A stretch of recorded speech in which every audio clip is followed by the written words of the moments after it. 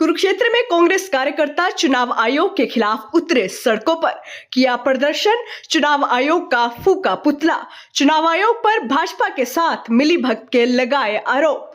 कांग्रेस के जिला कार्यकर्ता आज चुनाव आयोग के खिलाफ सड़कों पर उतरे और जमकर प्रदर्शन किया और चुनाव आयोग के खिलाफ जमकर नारेबाजी की। चुनाव आयोग पर भारतीय जनता पार्टी के साथ मिलीभगत के आरोप भी लगाए गए और कुरुक्षेत्र के अग्रसेन चौक पर चुनाव आयोग का पुतला फूका गया।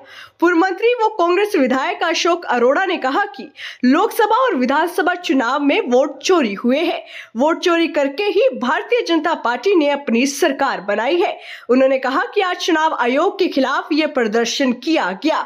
उन्होंने कहा कि हरियाणा में भी वोट चोरी करके ही भाजपा ने अपनी सरकार बनाई है, क्योंकि मुख्यमंत्री नायब सिंह सैनी ने चुनाव से पहले खुद स्वीकार किया था कि हमारे पास सभी व्यवस्थाएं हैं। क्या बताएंगे प्रधान जी, कल कैंडल मार्च निकाला था और आज जो है पुतला फूका गया है। देखिए, जिस प्रकार से कल हम नेता प्रतिपक्ष राहुल गांधी जी बड़े विस्तार से और बकायदा उनके प्रूफ के साथ बताया कि किस प्रकार से हरियाणा प्रदेश के अंदर वोटों की चोरी करके सरकार को चुनाया है।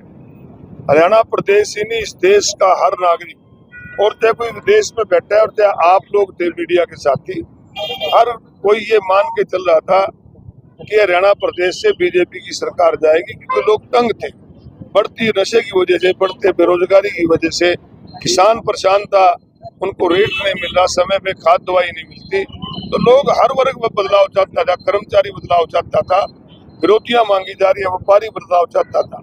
परंतु जब नतीजे आए, और नतीजे से पहले प्रदेश के मुख्यमंत्री जी का ये कहना कि सारे इंतजाम हो चुके हैं, और उसके बाद नतीजे जब निकले तो आपने देखा कि बेल्ट पेपर में 73 सीट्स पे कांग्रेस पार्टी के उम्मीदवार आके चल रहे थे, परंतु जैसे ही आपकी मशीनें खुली, उसका जो चोरी का वो था उसका सब नजर आया और हरियाणा प्रदेश के अंदर कांग्रेस की सरकार। बड़ा मुद्दा है बिहार। मैं आपको बताना चाहता हूँ, देखिए, ये देश बहुत लंबे समय तक गुलाम था।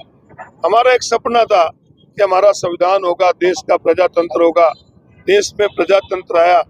देश के नौजवानों पे गोली खाने के बाद, फांसी खाने के बाद, स्वतंत्रता सेनानियों ने जेल झेलने के बाद, और बाबा साहब ने वोट का अधिकार दिया, वल्लभ भाई पटेल ने रियासतें खत्म करी और वोट से सरकारें बनने लगी।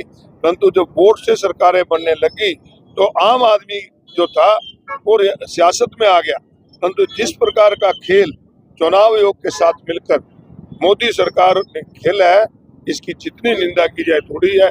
और हमें आज सबको एक प्रण लेना है, आप लोगों को भी, मीडिया के साथी भी चौथा स्तंभ है कि हम सब ये जो अगर यही चलता रहा तो फिर रजवाड़े शाही में और डेमो या आज के उसमें कोई फर्क नहीं रह जाएगा, क्योंकि आज डेमोक्रेसी जो है वो रजवाड़े शाहियों के हाथ में चल रही है। लगातार जो बड़ा मुद्दा जो अगर आता जा रहा है, क्योंकि बड़ा मुद्दा है, तो बिहार में इसका असर देखने को मिलेगा।